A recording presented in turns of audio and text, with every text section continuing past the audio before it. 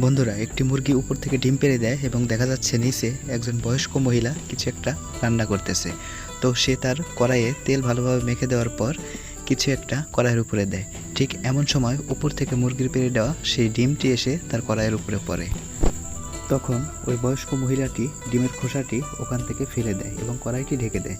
বেশ কিছুক্ষণ পর কড়াইটি আবার খোলার পরে সে কড়াইয়ে দেওয়া পাউরুটিগুলো ভালোভাবে উল্টিয়ে দেয় এবং তাতে হালকা করে তেল মেখে দেয়। তখন সে ওই ডিমটিও ভালোভাবে উল্টিয়ে দেয় এবং কড়াইটি আবার ঢেকে দেয়। কিছুক্ষণ পর দেখা যাচ্ছে মহিলাটি কড়াইটি খুলে তার ভেতরে থাকা সেই পাউরুটিগুলো দুই ভাগ করে নেয় এবং তার ভেতরে ওই ভাজা ডিমটা দিয়ে দেয় এবং আরও বিভিন্ন কিছু মশলা দিয়ে দেয়।